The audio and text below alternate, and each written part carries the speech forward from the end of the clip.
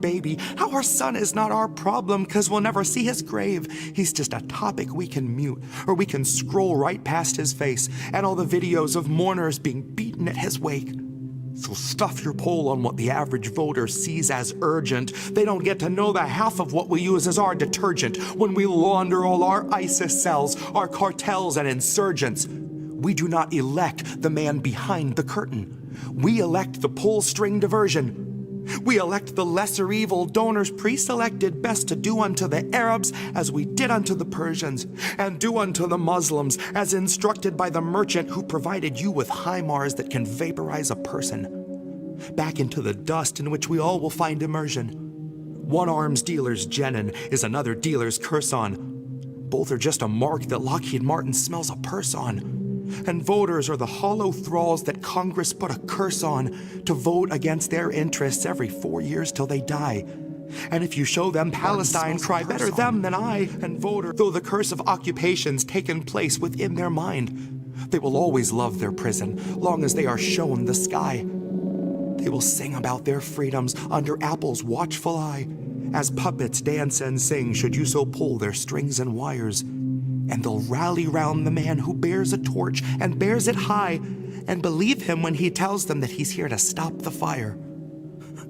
We're cursed to love our prison and keep lifting up our liars. We are not behind the wheel, we're being crushed beneath the tires. And our blood is in the oil, and the plastic on the wipers, and our blood is on the hands of those who cranked inflation higher.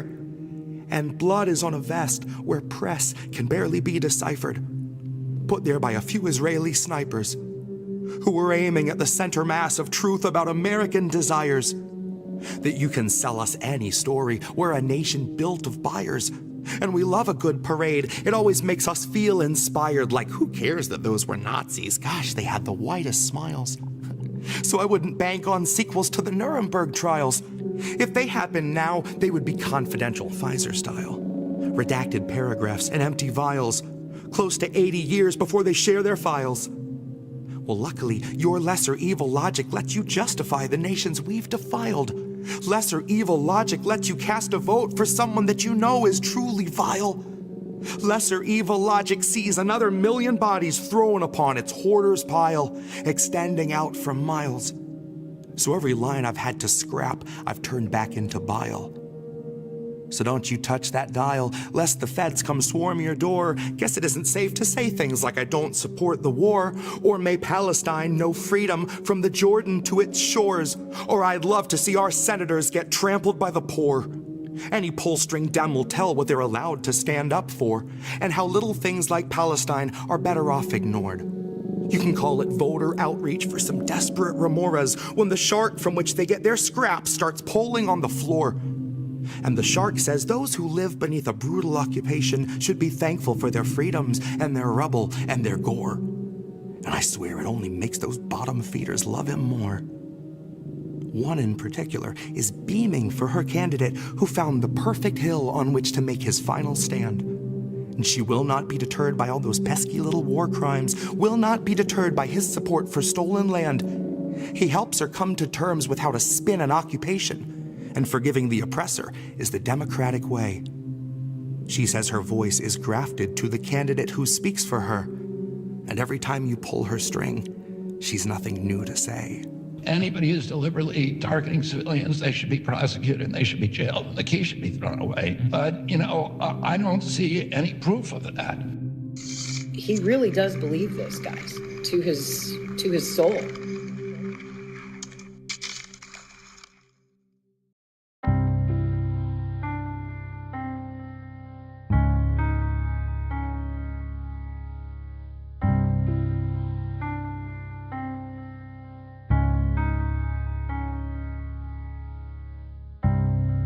I'd like to take my whole discography, cram it in your generator, dial it to Zionist. I'd make my very own Antichrist, Jesse Jett, but fascified. Okay, we're back. All right, let's try this take two. Hi, everybody. Indian Reef. Holy crap. Okay, so we crashed again. This is like the second or third week in a row, and anyway. Back to stories. let's get back to this story that we started with AntiWar. And I'll have to reread it for the people who just showed up. Welcome if you are just joining us. If you have not, if you were before, like this new stream, please. We're back. We're going to try this again one more time. If we crash again, I'm going to read the stories and I'll put the clips out through my Substack and on my YouTube channel. But oof, this has been tough. This is my internet. It's not the Gremlins. It's not the CIA. I wish it were, but no, the truth is that I've got bad wiring under my front yard and they're going to fix it in about 2 weeks. So we're going to have to deal with this for a little bit while longer and hopefully it'll be fixed. So warrantless House spying powers extended 2 years by the House. They're going to vote on it. They're probably going to pass it in the Senate. All right. Again, according to Will Porter over at AntiWar, support antiwar.com. They're an Indie Media Award honoree. U.S. lawmakers, again, I got this guy Reef over here. I don't know. You're very low for some reason. I don't know if I've got my volume's low or everyone. You probably turned me down in Discord. Probably. No, I didn't. Did you, can you guys all hear him well? Let me know how you're doing with Reef over here. See his volume. Oh yeah, 84. Look at that. Somebody did turn you down. All right. We should be good now.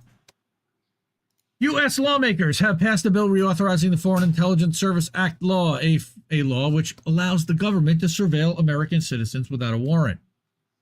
Wow, deja vu. Feels like I just read this. A small group of Republicans previously blocked the vote, but allowed it to proceed following a minor amendment to the law. 2-year extension passed the House on Friday with a bipartisan vote, 273 to 147, which means that all the corporatists got together to screw us all over. Thanks again. The lawmakers also debated an amendment that would have forced federal agencies to obtain warrants before spying on Americans. It failed in a tie vote. Thanks, Mike Johnson, Speaker, for breaking the tie. Go support Will Porter and the folks over at antiwar.com, Kyle Anzalone, Dave DeCamp, Patrick McFarland, all those guys over there. Great team. Love those guys. All right, so wanted to get through that, but so the House passed this law, or passed this bill that's probably going to pass into law, extending for 2 more years this warrantless spying on Americans, that they can drum up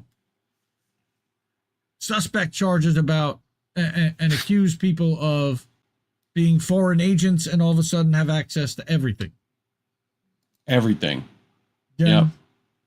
Like I said before, we're actually going to pull from libertarians, which is the anti-war side, more independent to the right leaning in Simon Ateba here and he is from Today Africa News, and he's the chief White House correspondent. So he's in the room and he's often ignored and he's never allowed to ask a question, but he's there and he's breaking stories. This one, again, Americans will now be spied on thanks to a push by Speaker Mike Johnson and the White House. What are we talking about?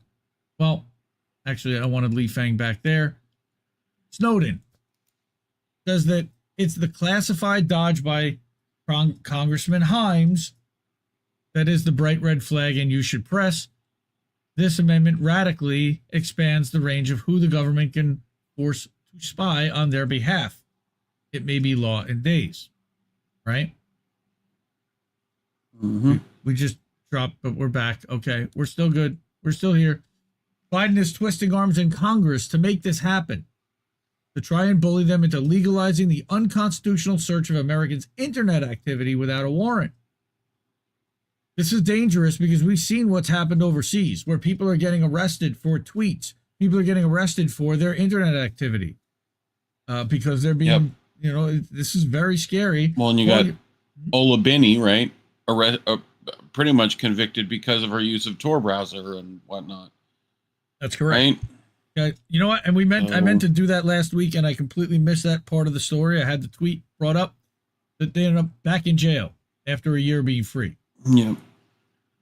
Lee Fang says the new FISA mass surveillance bill has a new amendment that gives the NSA and FBI access to any service provider who has access to equipment that is or may be used to transmit or store wire or electronic communications, with a few exceptions, and that's many public Wi-Fi networks. That's scary. Yeah. All right. So they're coming to spy on us. They've already been spying on us. They just want to continue to spy on us. And now in the election year, they're going to let Trump deal with it. But again, so we've got libertarians, we've got right-leaning independents, we've got left-leaning independents in Li Fang, and now we've got socialists, World Socialist website.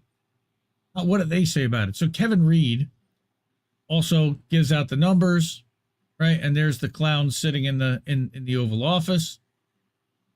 The surveillance powers in Section 702, which were set to expire, are a blatant violation of the Fourth Amendment to the U.S. Constitution against unreasonable searches and seizures. They permit intelligence agencies to gather electronic communications of U.S. citizens and non-citizens without a warrant by tapping directly into the systems of telecommunications and internet providers such as AT&T, Verizon, Google, and many others. So all your cell phone providers now have to turn over their data to the government, or have been and will continue to. Yay. Awesome. Yay. Isn't that awesome? Now let me turn down. The bipartisan vote, demonstrated once again that the U.S. political establishment supports the unimpeded access of spy agencies to electronic communications and claims that blanket surveillance is critical national security matter that overrides Fourth Amendment rights. Bullshit, as George Carlin would say.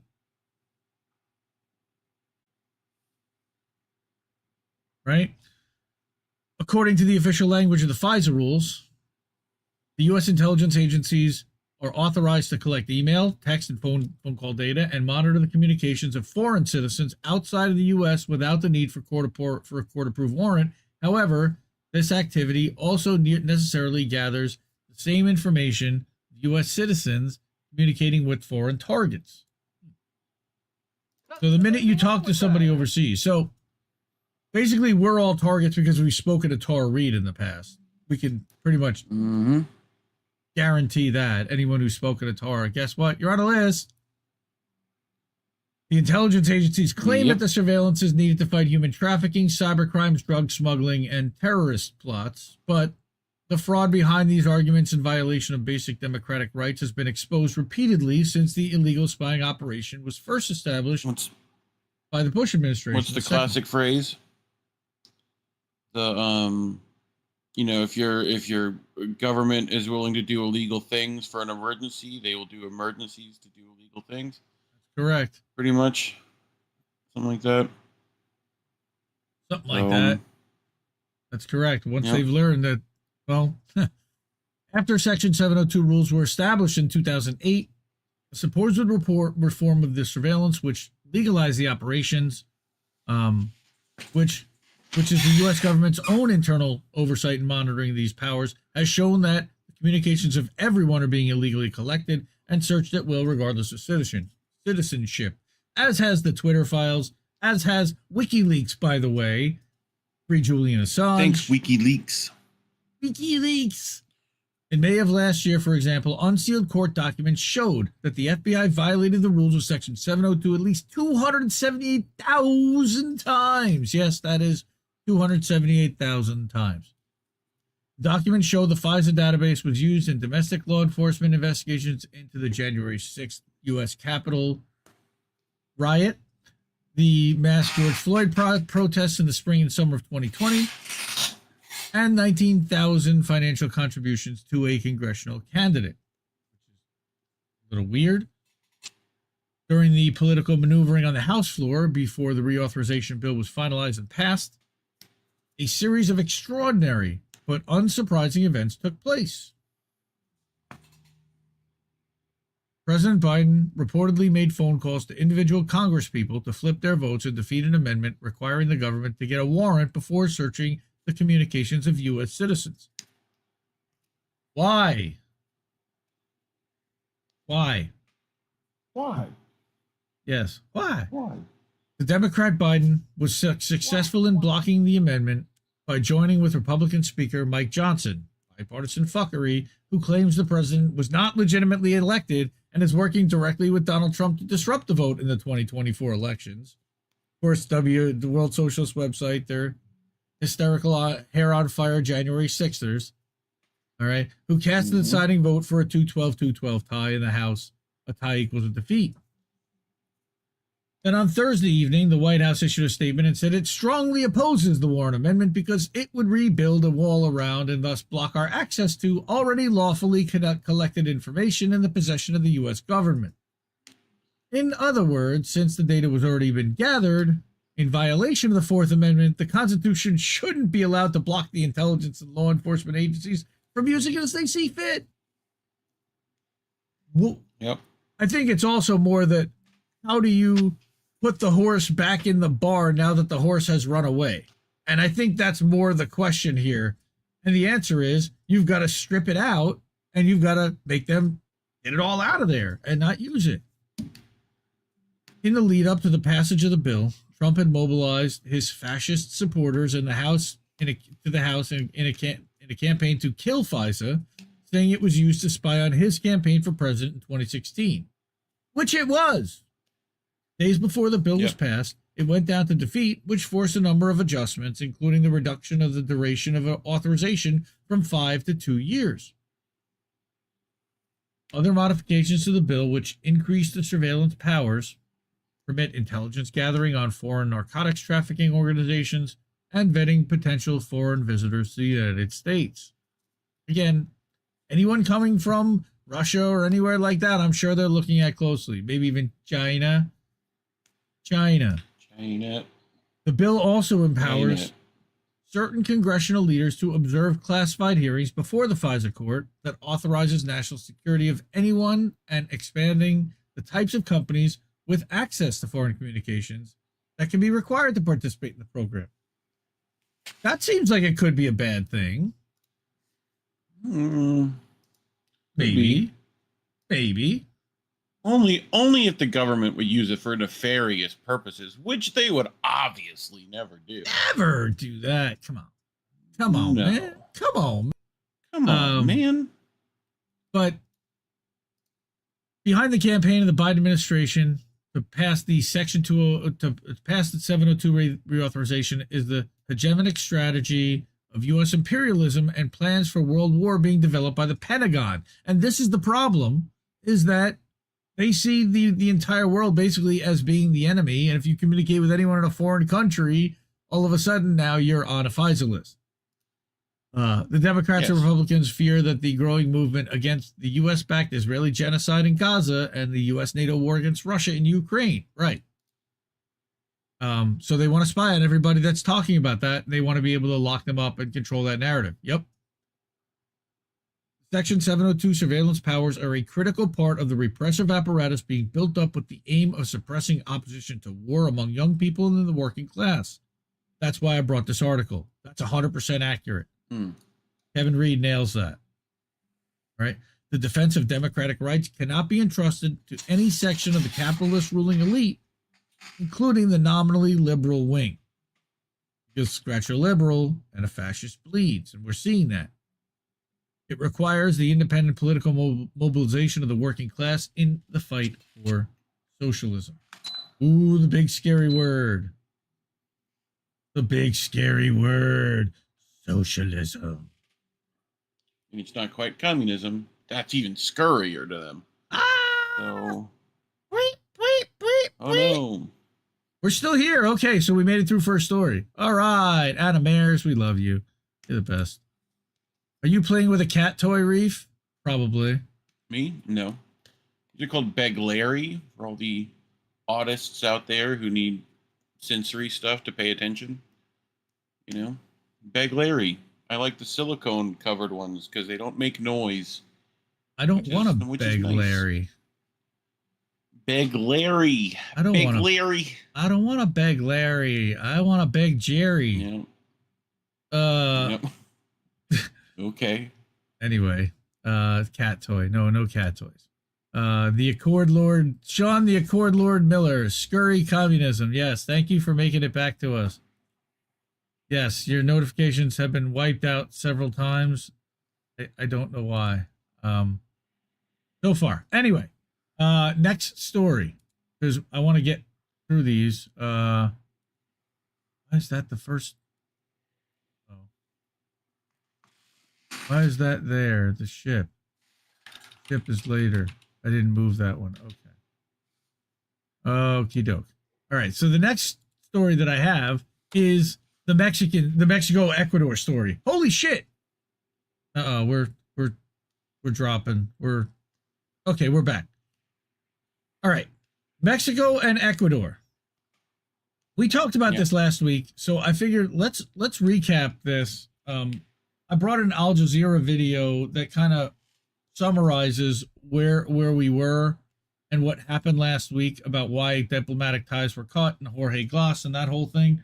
So I figured let's start with that. And then I've got basically a daily update because I've been following this story pretty closely. So check this out.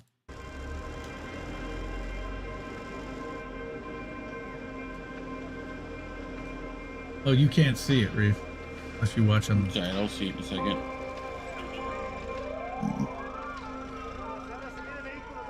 We got some soldiers and whatnot. Right. Roberto Canseco. Jorge Glas. As it turns out, he was held at gunpoint.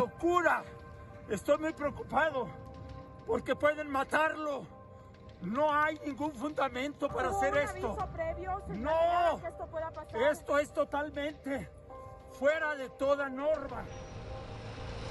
Glas has been convicted of corruption and bribery, but it was about the Obrador car wash thing, and that's totally shady. And a CIA likely front where they're using this corruption outlet to claim that people are corrupt, and it's only their accusation. They say it's a violation of international law, but it's only this one company, Odebrecht, not Obrador. Odebrecht is the company. It's a Brazilian company, accusing him of bribery and of corruption, and because of it, they want to arrest him. But he was given asylum in Mexico, and he was in the Mexican embassy when Ecuadorian troops entered the Mexican embassy, sovereign Mexican territory, and brought Jorge Glas out and imprisoned him. Now, man, that's very similar to another embassy story we've been talking about this week. This was a really big deal. As drastic, but right. So here on Tuesday, AMLO released the footage from inside the embassy, because of course only Mexico could do that. That's their sovereign territory. So Mexico releases this footage, and here's in context 22 seconds. Okay, I don't need the music. No. All right, Roberto Canseco tries to stop them. Put music in your stuff, and they point a gun at him. Cut it out. The embassy's library, right? That was the guy we just saw. That's the guy we just saw outside screaming. Now you see them holding him back as he's trying to stop them because this is Mexican territory. What are you doing? Yeah. Right. So you had that. They put that out, and AMLO now also, Kurt Hackbarth says it took literally 4 days from the White House, a scolding from AMLO, and the releasing of that security camera footage for the White House to even bring itself to say this about Ecuador's invasion of the Mexican embassy in Quito. In Quito, Ecuador. We condemn this violation of the Vienna Convention on Diplomatic Relations, including the use of force against embassy officials. We've reviewed the security camera footage from the Mexican embassy and believe these actions were wrong. The Ecuadorian government disregarded its obligations under international law as a host state to respect the inviolability of diplomatic missions and jeopardize the foundation of basic diplomatic norms and relationships.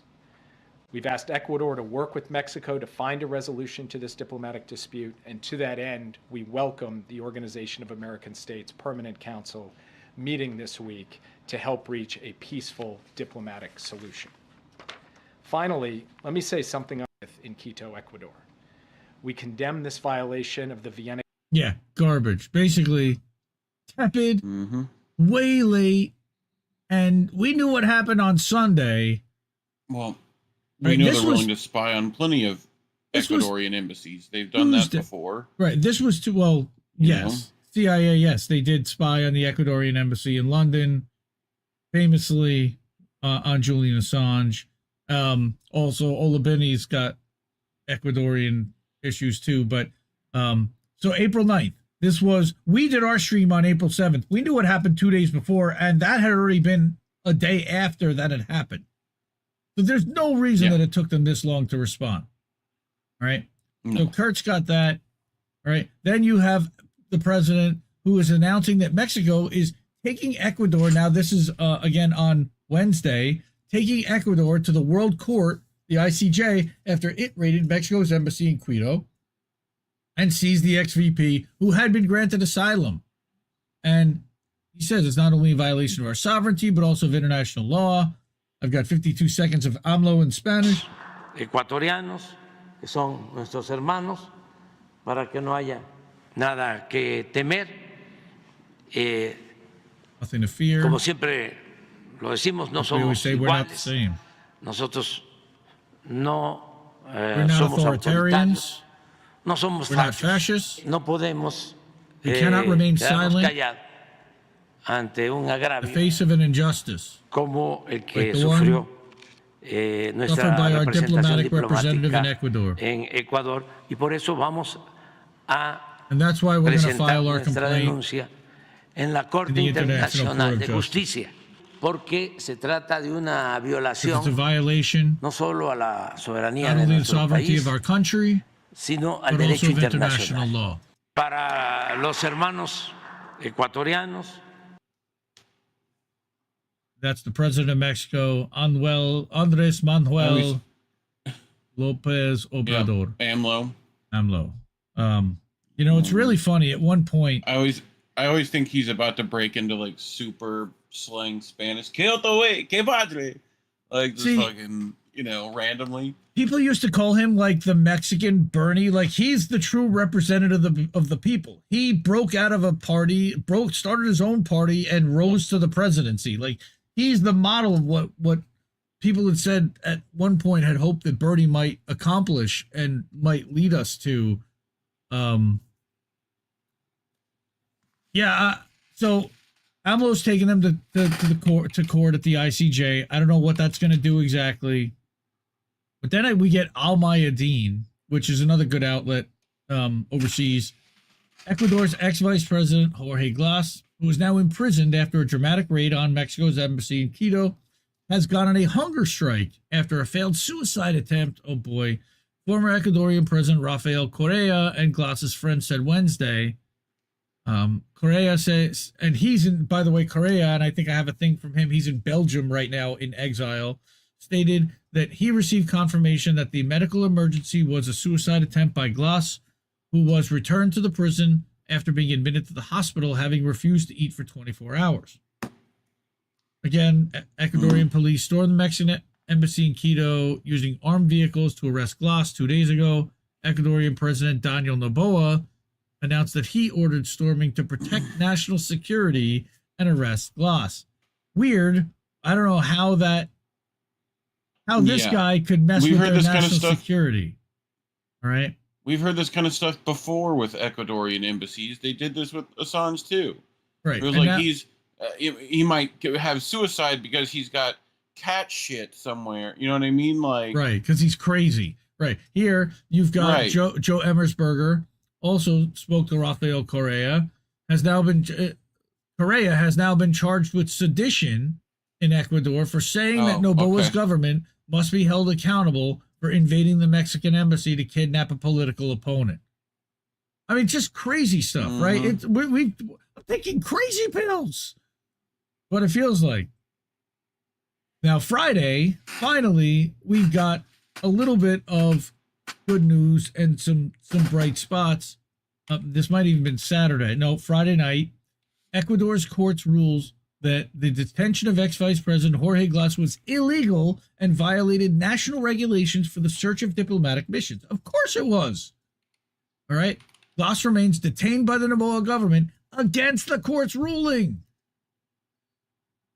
Now you've got a rogue government that's ignoring the courts. And remember, Richie Metter said this video will be all pasted everywhere and remembered and in textbooks for years. That is the first time that sovereignty was violated in that way in an embassy. That's crazy. You're not supposed to be able to do that.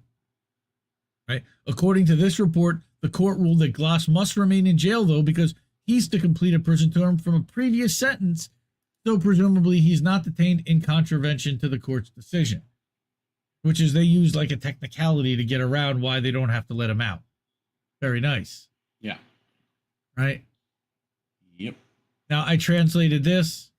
In the habeas corpus hearing of Jorge Glas, the defense of the general commander of the National Police of Ecuador, Cesar Zapata, indicated that the order for Glas's arrest was given by President Daniel Noboa, who's been in Miami since the 10th for personal reasons, which I think is also a little shady. Why is the Ecuadorian president now hanging with the CIA in Miami, allegedly? Or who knows what he's doing in Miami, but why is he stuck in Miami for 3 days when they've got this guy arrested? Right? It's weird. This whole situation is weird. It's a political witch hunt where they're literally locking up their opponents. Right? And this literally was yesterday at 4:30 in the morning. Right? So that's what's going on in Ecuador. Now, there's still, other than that one accusation by Odebrecht, there's no proof that this guy is guilty of anything. He was granted asylum by Mexico, and if he could get out of custody, he could get to the Mexican embassy, he could be free. Messed up. Okay. So, everybody, we're still here. If you are able to and of means and appreciate what you're seeing here and want to support us, these are some ways that you can do it. Patreon, Substack, Rumble, and Cash App. Patreon.com/Indie News Network. Rumble.com/C/Indie News Network. You can help us a Rumble rant there. Cash App, you can use $Indie News Network. Cash.app/$Indie News Network. You can actually get there on the web. Check that out. And then Substack, IndieNewsNetwork.substack.com. We publish one every week. And we also published one this week because we did the Jesse stream on Friday night. That was a lot of fun. We've been doing, I hear clicky, but we've been hearing the Jesse stream. We've been doing these Jesse streams for a couple of weeks now. Friday night, I clipped together some clips of songs like they were stitched together from an album, but they're all live performances from American tradition. And we had some fun, and we hang out and chat, and we just kind of chill out on a Friday night. All right. So Adam Ayers, yes, very concerning. Agreed. You don't have to get you don't get to have wrong think anymore. That's correct. All right. Non-neurotypical, pretty. Yeah, that's you, Mr. Reef over there. All right. Yep. High level ADHD. So yes, it's a curse. You know, and a gift in some ways. What's a popular resort for international criminals? I'm missing out on the conversation here, but something. Wesley, hook us up with that. All right. Oh. So first bonfire of the year Anna had last night. The other night, and she was listening to. We did co-opting the grift. So we did live songs from the co-opt and live songs from the grift, and that was a lot of fun. All right, so I've got 2 more stories, and then we can get to boats. We're going to try to get to boats. But in the meantime, I'm thinking we might want to end up doing the last story on Rumble only, because RBN and Hardlands both got their streams taken down for what we are going to talk about. So I mean, only taken down. Their channels didn't get axed, so that's true. But that's true. Whatever. So, I mean, if it's taken down from here, you'll know why, and it'll be up on Rumble and Rockfin. Right. So this tweet that has almost 100,000 views from Progressive International. Start the story. All right. Today, German authorities, and this was on Saturday also, I believe, Friday afternoon, German authorities raided the Palestine Conference, okay, which is an event co-sponsored by a broad coalition of organizations, including Progressive International member DiEM25, run by Yanis Varoufakis.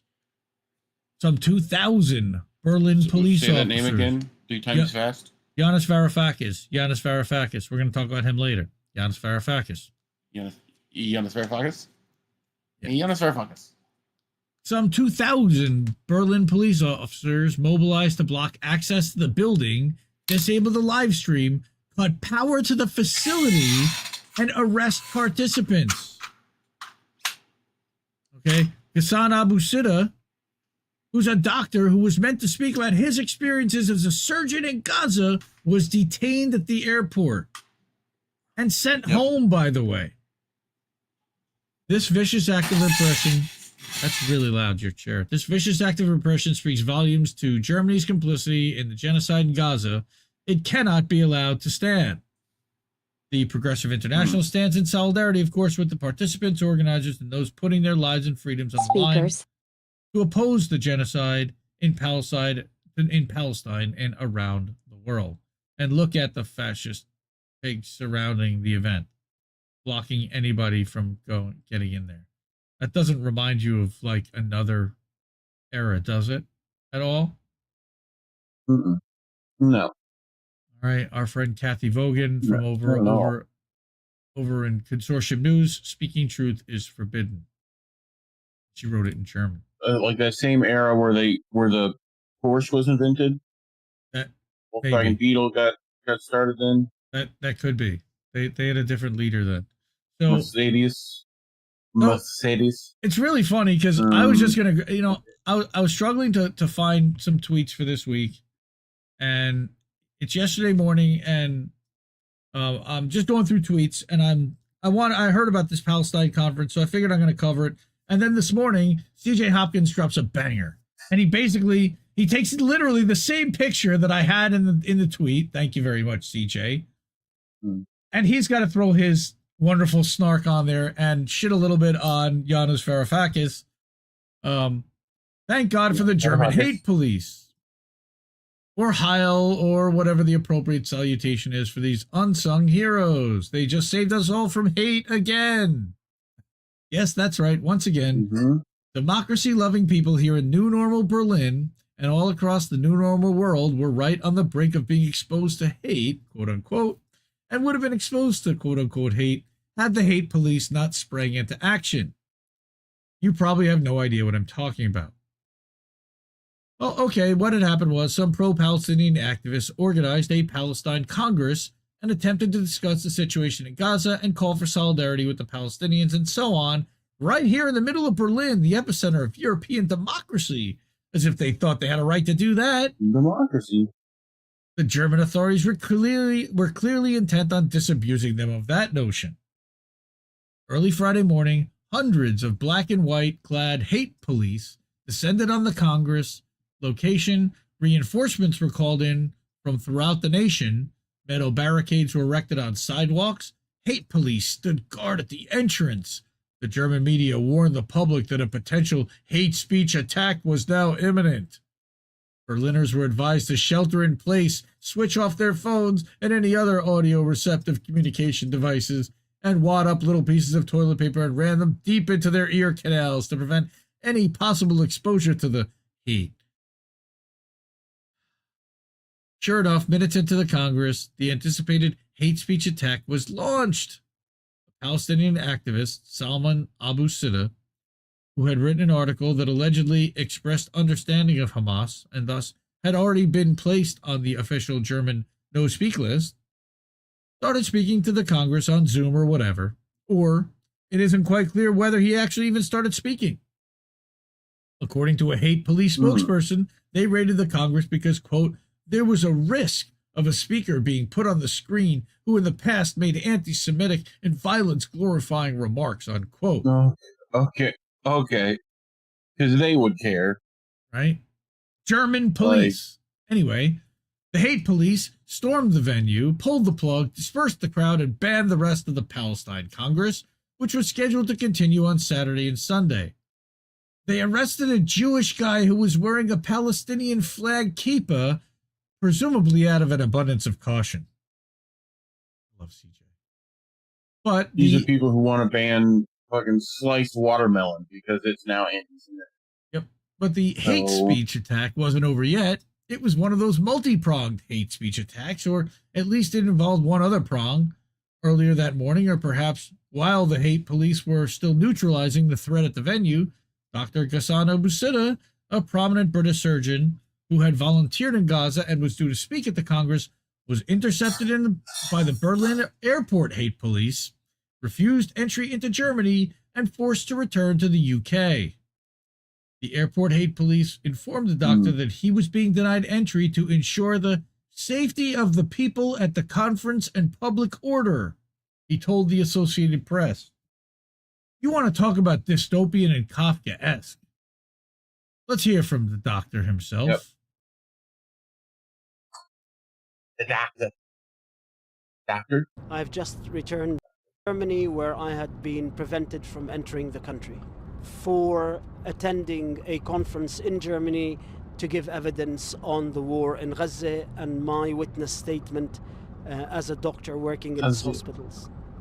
So this morning at 10 o'clock, I landed in Berlin to attend a conference on Palestine, where I had been asked, along with many others in the UK, in the United States and in Europe, to give my evidence of the 43 days that I had seen in the hospitals in Gaza, working in both Shifa and Al Ahli Hospital. Upon arrival, I was stopped at the passport office. I was then escorted down to the basement of the airport, where I was questioned for around 3.5 hours. At the end of 3.5 hours, I was told that I will not be allowed to enter German soil, that that this ban will last the whole of April, and not just that if I were to try to link up by Zoom or FaceTime with the conference, even if I was outside Germany, or I were to send a video of my lecture to the conference in Berlin, then that would constitute a breach of German law, and that I would endanger myself to having a fine or even up to a year of prison. I then was asked at the end to book a flight back to the UK.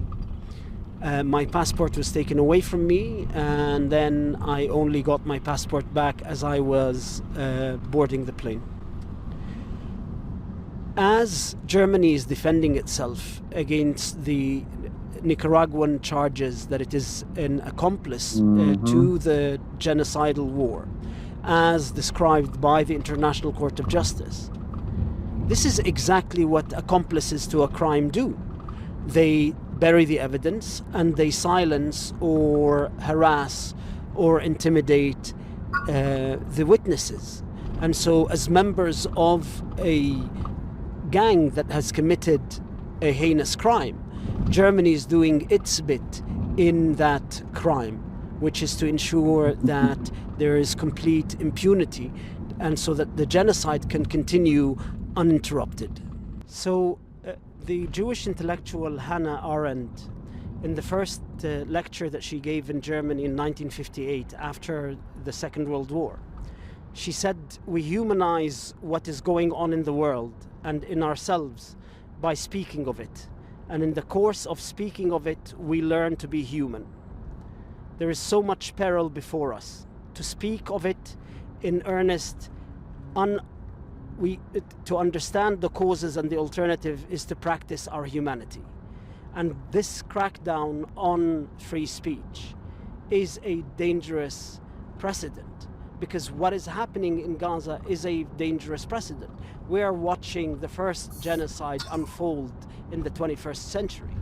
And for Germany to become implicated as an accomplice in silencing the witnesses of this genocide does not bode well for the rest of the century.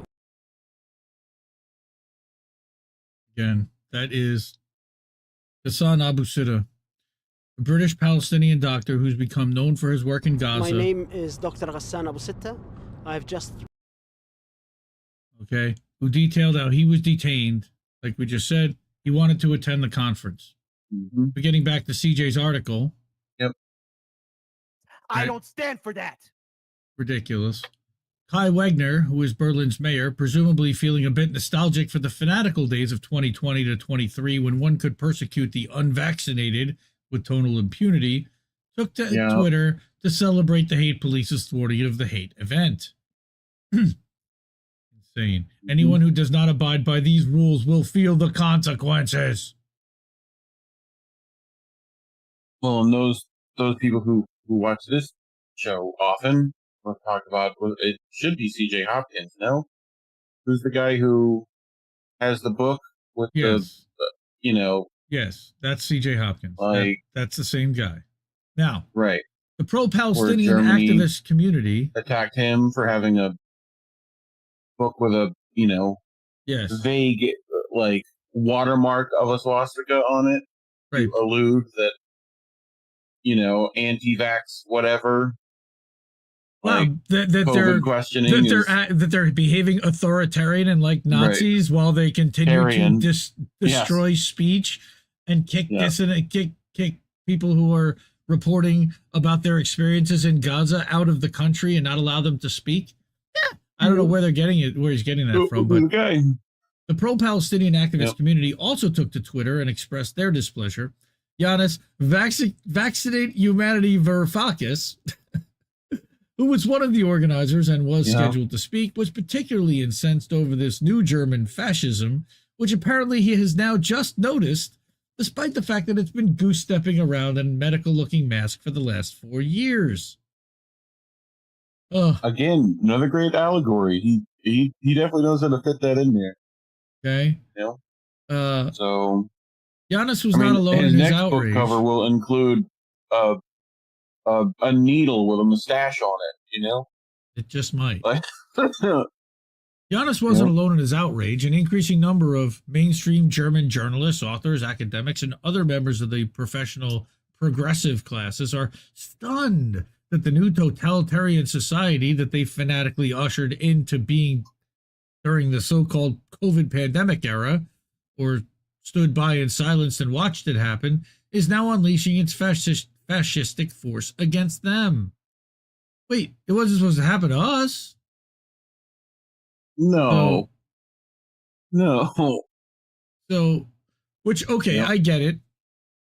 I mean, if I had just spent the last 4 years behaving like a Nazi, you know, persecuting the unvaccinated, demonizing everyone who refused to wear the insignia of my fascistic ideology on their face, and parroting official propaganda like an enormous Goebbelsian keyboard instrument, or had just stood by in silence while other people did that, I would probably want to act like that never happened and pretend that Germany was suddenly going fascist over the Israeli-Palestinian conflict and just memory hole the whole COVID thing. I would probably be highly motivated to do that. Wagner. I would probably be highly motivated to do that. But if that was how I had behaved for the last 4 years, so that I didn't appear to be a total fucking hypocrite who will start clicking heels and following orders the moment authorities declare another fake emergency and jack up the fear. Sorry, I've been trying to be less vituperative, but this memory holding bullshit makes me go ballistic. If there's one demographic that I do not need to hear sanctimonious exhortations to speak out against the global crackdown on dissent form, it's recently ex-COVIDian cult leftists. As he so eloquently uses the man in black to give them all the finger. In any event, thank God for those hate police. If it weren't for them, well, just imagine the horror if the activists at that Palestine conference had been allowed to express their opinions about Israel. They might have said the word genocide or made a reference to a river and a sea. Oh boy. Who knows what kind of unbridled hate that could lead to? Perhaps the end of democracy? Maybe even World War III. And then we're not doing that right now. Oh, Good times, everyone. Good times. CJ Hopkins, I love you. CJ Hopkins is the best. He really is just outstanding. You say that about all the Hopkins, you know. Well, Anthony, he is. Anthony is. CJ is. All right. So speaking of Yanis Varoufakis, I said we were going to get to him. So here's Yanis, banned by Germany's Interior Ministry from carrying out any political activity in Germany. And there's the speech. And of course, Judah Friedlander. You know who Judah Friedlander is, right? Yes. Comedian, 30 Rock. Best comedian in the world on his hat. Right? The world champion. That's correct. So I said, you would think that the world champion could do something. So here is Yanis. Here's a 16-minute speech. The speech I could not deliver because German police burst into our Berlin venue to disband our Palestine Congress, 1930 style. Judge for yourselves the kind of society Germany is becoming when its police bans the following words, right? And he's got a list. And it turns out that since German police decreed that Ghassan Abu Sittah would have broken the law if he dared to post a video of the speech, they didn't let him deliver. The same applies to me, so I'm glad to have already broken their pathetic law by posting my speech. See below. And there is the full speech, which you can read. I'll put the link to it in the description after the show. Who's Yanis? Yanis was the former finance minister of Greece, who got into some kind of a scandal, I believe, if I remember correctly. It was no bueno. Now, was he taken down because he was trying to change shit? I don't know what the story around him was, but I remember it was not good.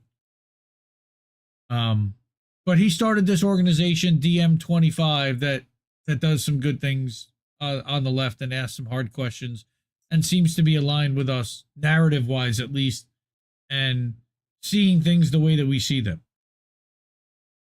So that was Yanis. Yep. All right, so amazingly, I only have one more story left.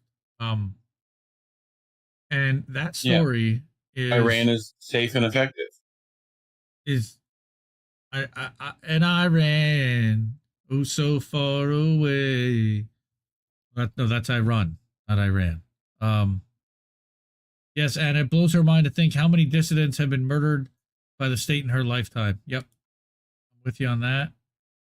Max RJ, safe and effective. That's right. So I'm debating. I guess we'll just do it and hope we don't get knocked off. And if we do, you'll know where to find it. All right. Yep. And away we go. Friday morning, of course, I wake up and I see this in my feed from Sal over at What's Going On with Shipping. Iran has seized the MSC, that is Aries, outbound from UAE to India. She is Madeira International Registry and owned through Zodiac Maritime, a part of Ofair Global, chaired by Eyal Ofair, hence the targeting by the IRGC. This is similar to the Houthi capture of the MV Galaxy Leader in November. So he's got some maps as to where this happens. Sal is very technical, because Sal really cares about it from literally a logistical perspective. And I think he used to be in the Navy and the Coast Guard. Right. So there's the register of and who's insuring the boat. All right. AIS or whatever they call that. Right. Yeah, you're talking the GIS, geospatial. Yes. All right. So sure. I said this is another escalation, and Sal's on the case. And he actually put out a video on his What's Going On with Shipping channel.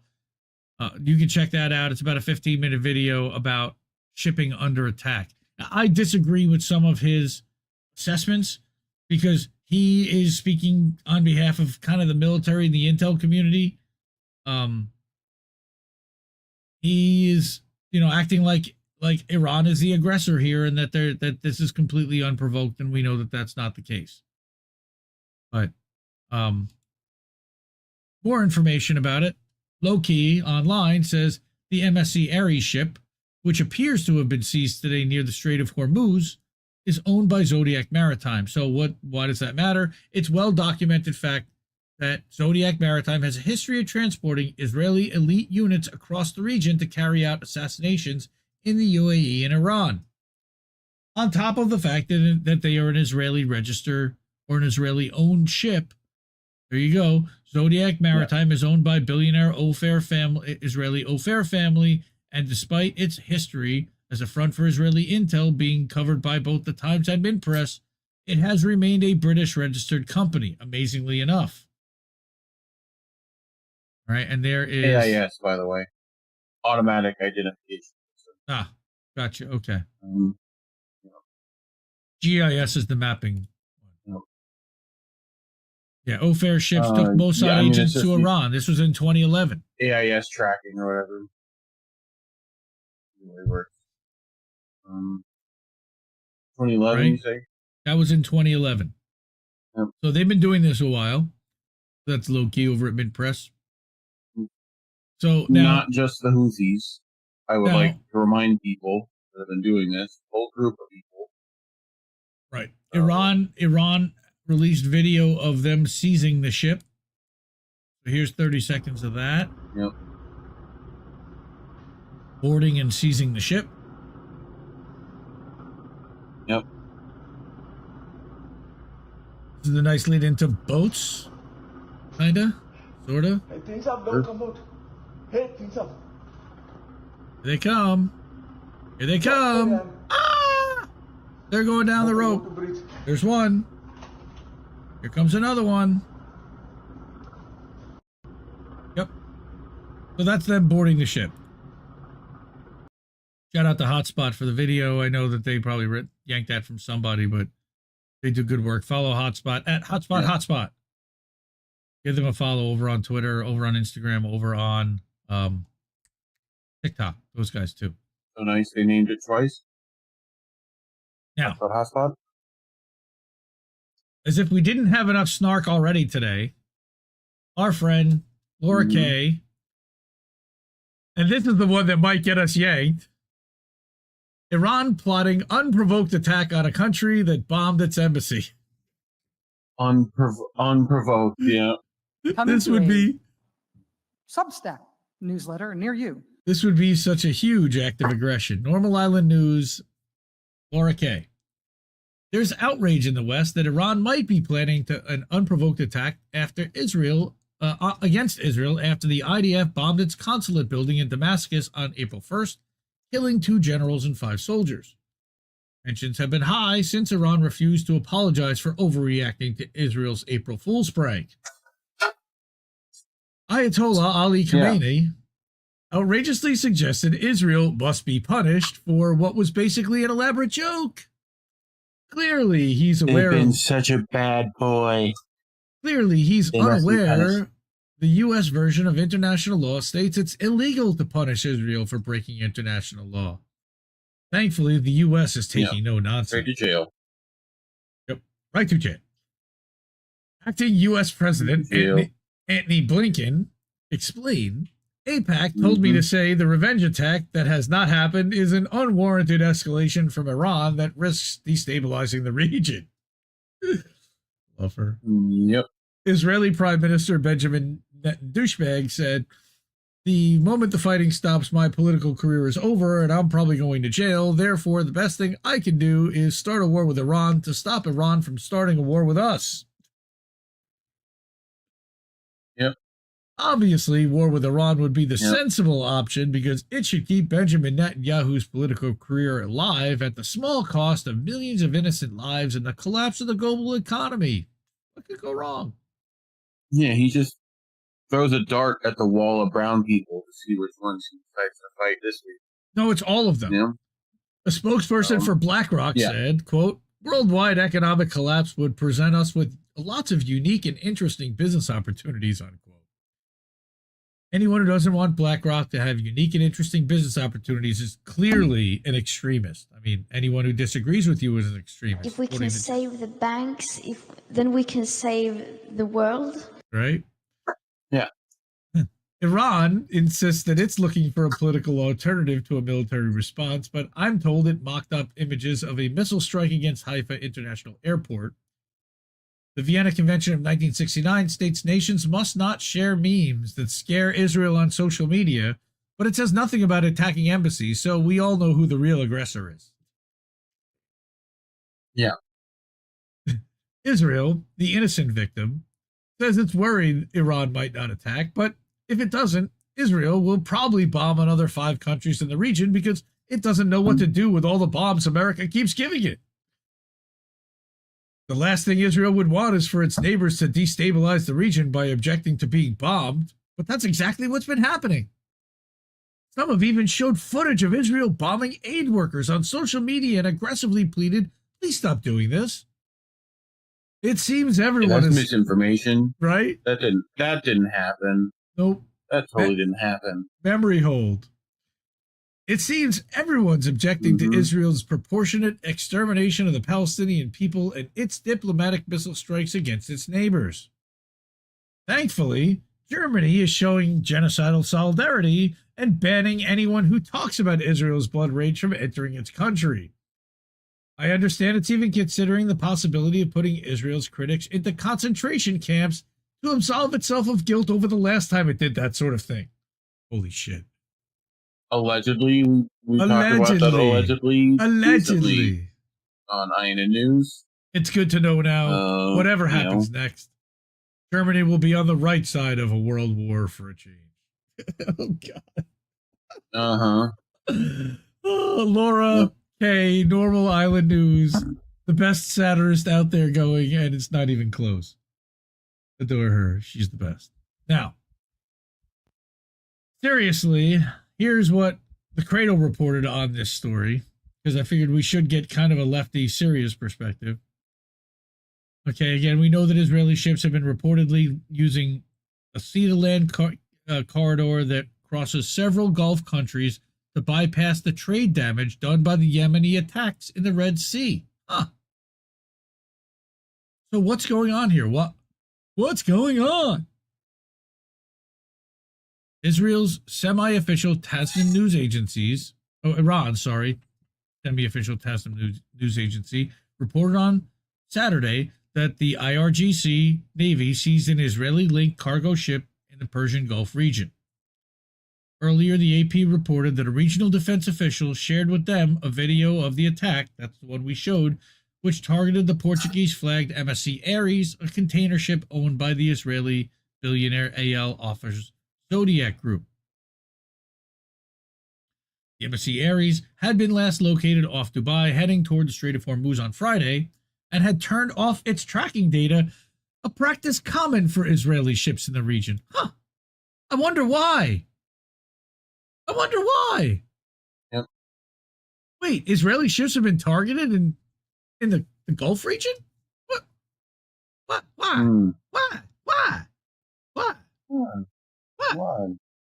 Right? Since November, the Ansarallah-led Yemeni armed forces, correct, not Houthi, but Ansarallah-led, have targeted Israeli-linked ships in the Red Sea in response to Israel's genocide in Gaza. Whoa, what happened there? Something popped up. Hey, go back. Close that. How do I close that? Oh, there we go. No. There we go. I got it. We're good. All right. So, Israeli ships in the region. Since November, the Ansarallah-led Yemeni armed forces have targeted Israeli-linked ships in the Red Sea in response to the genocide in Gaza. Iran and Yemen are close allies. Yes. Friday's ship seizure had previously been reported by the British military's UK maritime trade operations. The report said only that a ship was being seized by regional authorities in the Gulf of Oman at the Emirati port city of Fujairah. Sorry, I'm terrible with the names. The seizure comes as fears grow in Israel and the U.S. over Iran's retaliation for the bombing of the Iranian consulate in Damascus, Syria. Israel killed a top IRGC commander and several others in the strike. As we said, the Strait of Hormuz is a narrow channel in the Persian Gulf through which a fifth of all oil passes. Very important. Fujairah, the UAE, on the UAE's eastern coast of the Gulf of Oman, is the region's main port. The UAE plays a critical role in U.S. and Israeli plans to establish the India, Middle East, Europe economic corridors, a ship-to-rail transit network that could compete with China's Belt and Road project to ship goods from Asia to Europe. I wonder if there's another canal called like the Ben Gurion Canal involved with this somehow as well. They're planning on. Yeah, at least partially. Iranian targeting of commercial ships in the Strait of Hormuz and the Gulf of Oman could disrupt the establishment of the IMEC project. And I kind of hope it does, honestly, because we have no business there. Yep. We have no business there. This is parasitic capitalism, number one. Well, we have lots of business there. Right.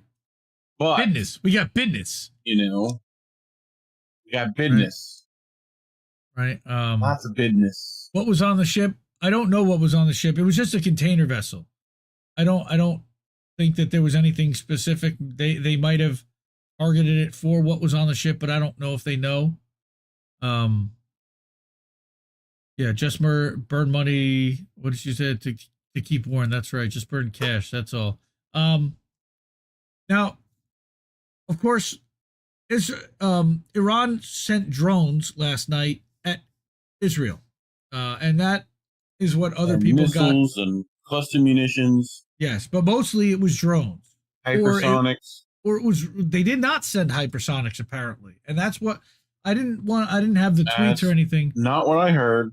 But I heard that they held back. I heard that from a weapons inspector.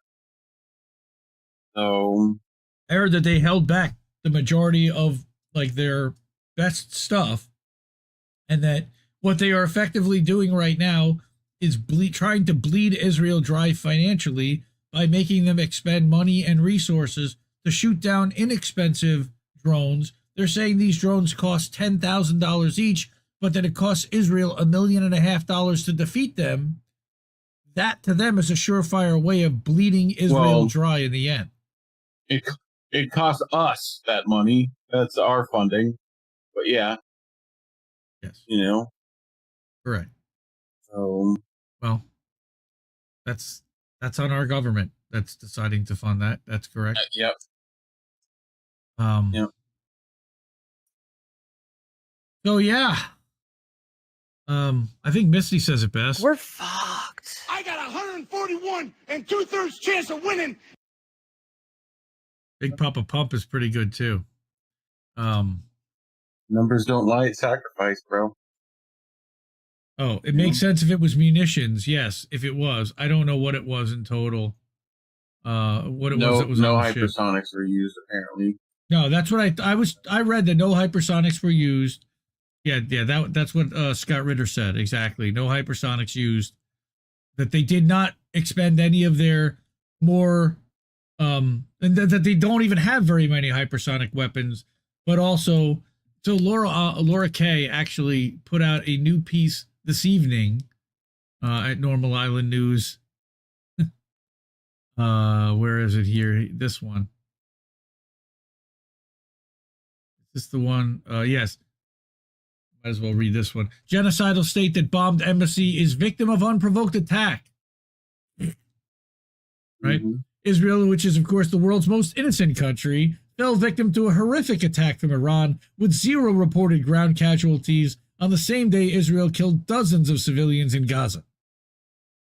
I love her framing. Yep.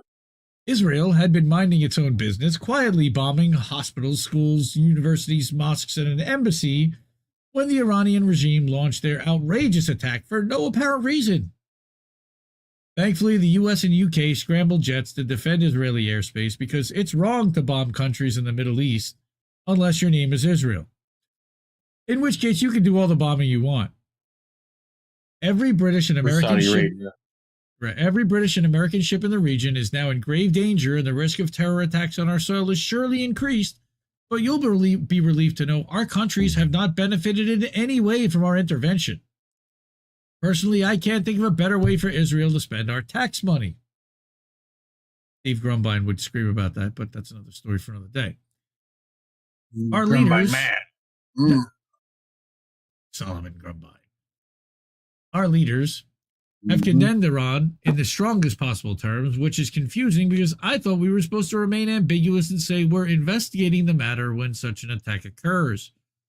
Perhaps this is one of those rules that only applies to Israel, though. Yep. When informed of the attack, a calm and rational Suella Braverman screamed, "War! I want war! War! I want war!" When she'd stopped hyperventilating, she added, "This must be the end of Western backsliding on Israel, because she thinks we haven't been sufficiently supportive of their genocide. Anyone who is not on the same side of the argument as Suella Braverman must ask serious questions about themselves." Iran's unprovoked attack involved giving Israel adequate warning and launching 30-year-old missiles, 99% of which were intercepted, then saying the matter is closed until Israel escalates further. The fact that Iran would consider still hit key targets. Well, military target. The fact that Iran would consider retaliating to further escalation from Israel shows just how extreme those lunatics are. Among Iran's targets was the Israeli airbase from which the missiles that struck its embassy were launched, killing 13 on April 1st. Yep. As of yet, we have no indication as to why Iran carried out the attack, but we're going to tell you it's because they want to start World War III, psychos. Conspiracy theorists have suggested it's actually Benjamin Netanyahu who wants escalation, but it's unclear why the man who faces political oblivion and possibly jail would be incentivized to draw his allies into the fight and cause everyone to forget his many war crimes. Israel, the country that definitely does not want war, has vowed unprecedented response against Iran, which will probably kill more than 0 people. If Iran expresses disapproval at Israel's next mass murder, it's because they're trying to destabilize the region.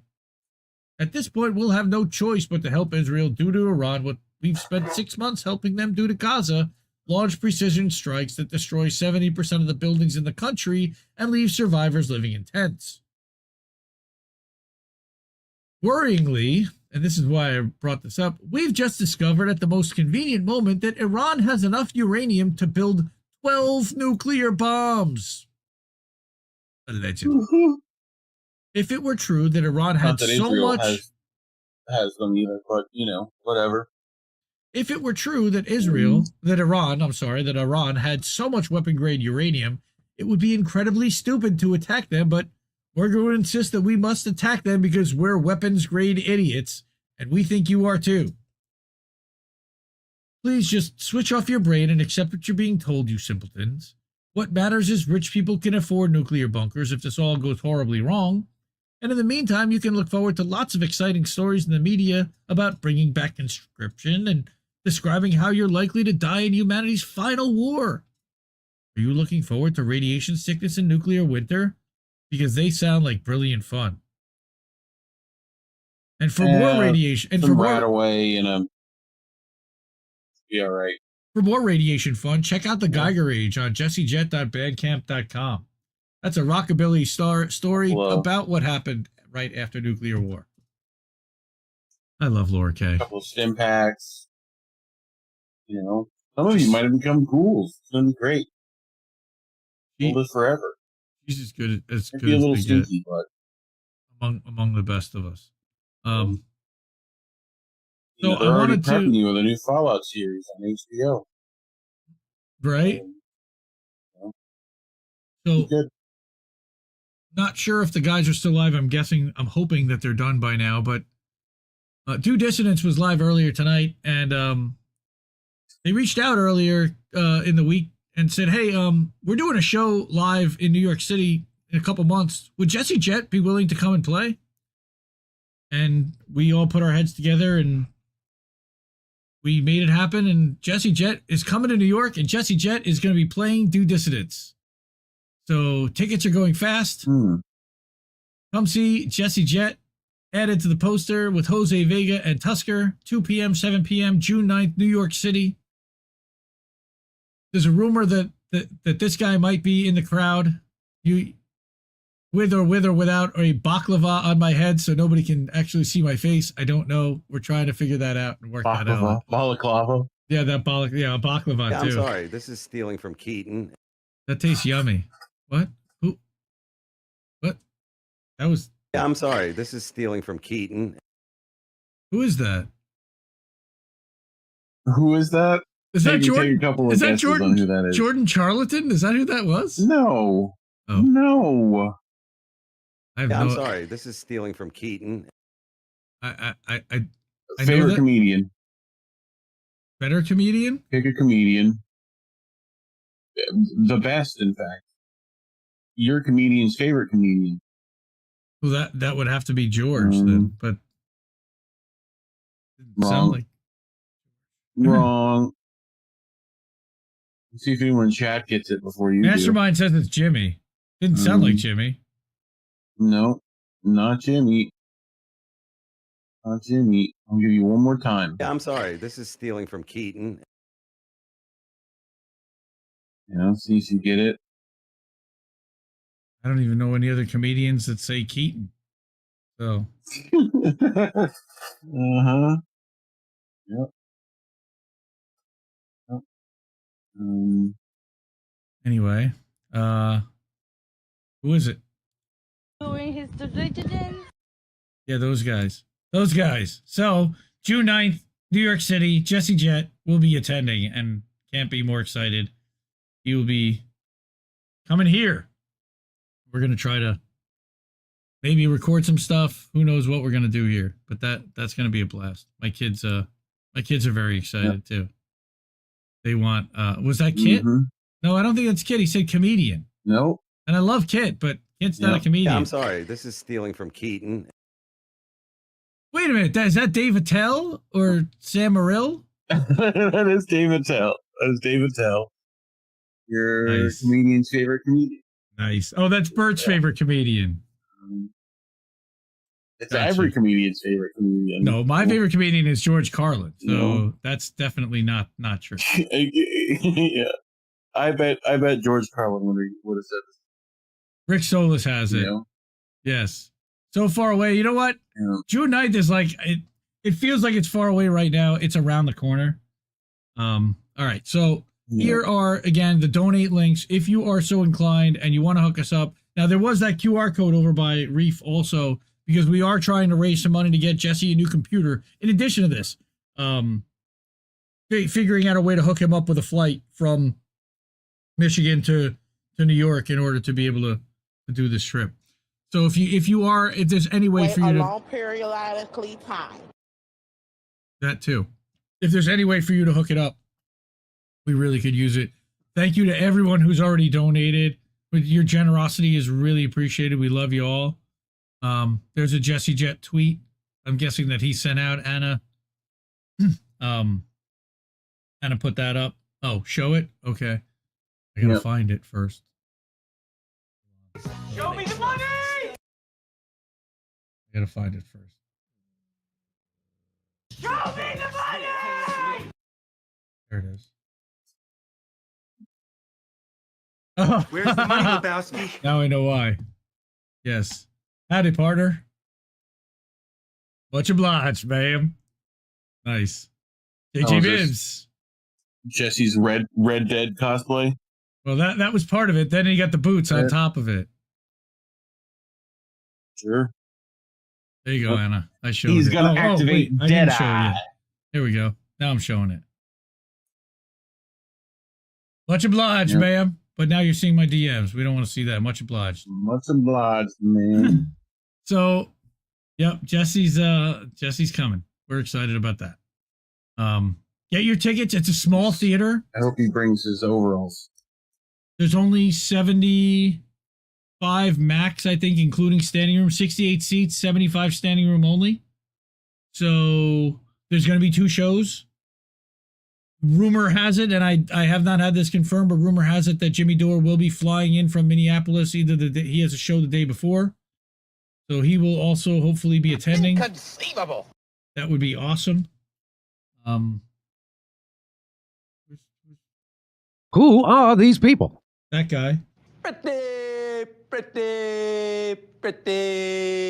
Pretty good. Yeah, that. So yeah, QR code if you want to hook Jesse up there. That is, you can see we're already 46% of the way to the goal. Thank you so much again to everybody who has supported already, donated, and everything. So we've got about 20 minutes till we go to boats. I guess in the meantime, this week on INN, we have got Monday, Tuesday, we don't have anything scheduled. Wednesday, INN News. Thursday, they've been doing Politically Homeless. They did not do one this week. I don't know about Crab and Snow Himbo if they plan to. Friday, we are going to do a Tara show, I believe, and then Angel in the Afternoon is going to get to his episode 50. Friday night, we'll do another Jesse show. I have to decide what album we want to pull songs from, or if I want to do a covers night or a spoken word night. I may do a Seuss Craft where we do all Dr. Seuss and all H.P. Lovecraft pieces. Trying to decide what to do. If anybody has any ideas or has any requests like Anna, just shoot that over to me and I'd love to hear your thoughts on that. Saturday, we got the wrestling show, Angel Pro Wrestling Talk, Angel and Miss Witchy Perfect. They're doing great with that. And Saturday night, we're going to try this one more time. You know, Snow Himbo has had a lot of connectivity issues. He got booted after 40 minutes last night. He tried streaming Outcast 2. Frustrated as shit. We think that Restream may be part of the problem, so he's going to bypass Restream and going to go directly out to YouTube and possibly Rumble from OBS and see if that fixes the problem. He was really frustrated last night. He was ready to just give up. And then, you know, I don't want to see him give up. I'd love to have him keep doing this on the network. And he still makes some videos and just do uploads, but I know he enjoys live streaming and he's good at it. So, and I know you guys like watching him and he's got a lot to say. So it'd be good to have that working.